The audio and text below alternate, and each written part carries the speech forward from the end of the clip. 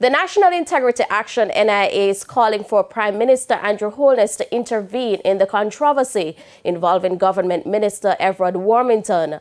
As Sandy Williams reports, Principal Director of the NIA believes Mr. Warmington should be demoted or asked to resign for his racial comment about the opposition leader on Sunday. In some developed nation, a parliamentarian may be sanctioned for uttering racial comments on a political platform. Recently, a far-right member of the French parliament was sanctioned by a disciplinary panel for shouting "Go back to Africa" when a black MP was speaking in the National Assembly. A maximum penalty of 15 days suspension and a temporary pay cut was imposed on the member. However, in Jamaica, it is yet to be seen if Member of Parliament for St. Catherine Southwest, EVERALD Warmington, will be sanctioned for his controversial racial comment about opposition leader Mark Golding.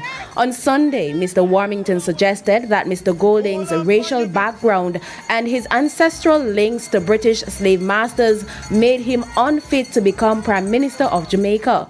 Where Mark Golding, Madam Foy, come from? A white man, white one from England.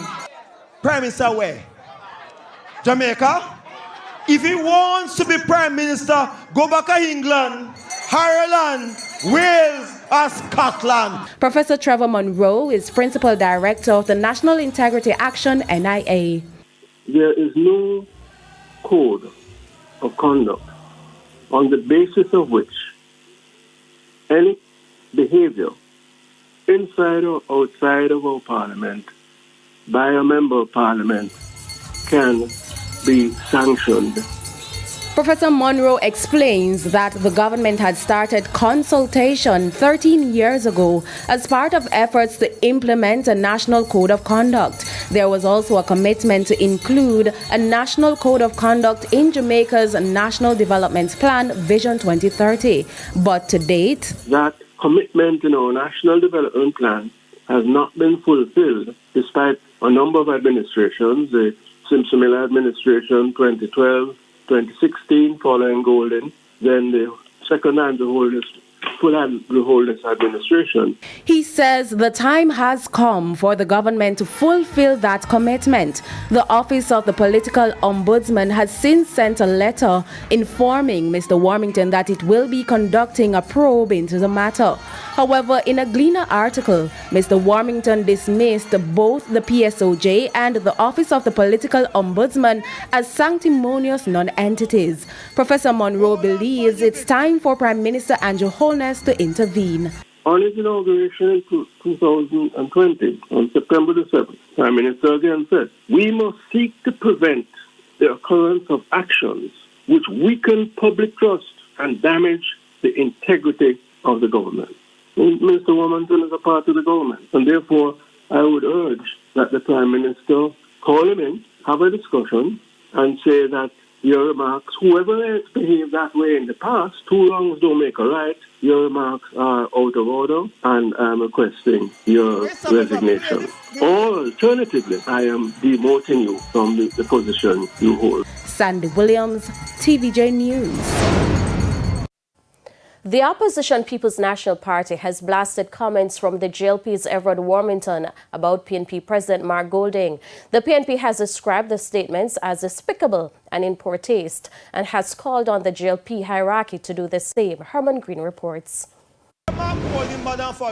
The controversial comment from JLP MP EVERALD Warmington has upset several groups in Jamaica.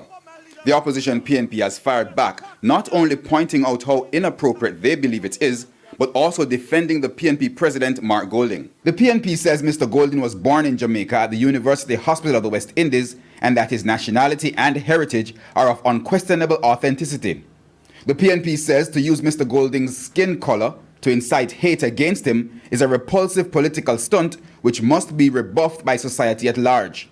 PNP chairperson Dr. Angela Brown-Burke has also called on Prime Minister Andrew Holness and the JLP General Secretary Dr. Horace Chang to speak up on the matter by distancing the JLP from the offensive statements of Mr. Warmington. It was said on a JLP platform, and my understanding that senior members of the leadership of the JLP were actually in attendance. And I believe where we are in our development as a country and what we expect of our leaders, that statement is an abomination and should be rejected by the leadership of the Jamaica Labour Party. On Wednesday, the private sector organization of Jamaica also expressed disappointment with Mr. Warmington's comments, describing them as racially divisive and having no place in the Jamaican context, as they are inconsistent with the motto, out of many, one people. The body has called for the leaders of the two main political parties to manage the tone of the communication of their political operatives. The PNP says it has also referred the matter to the political ombudsman.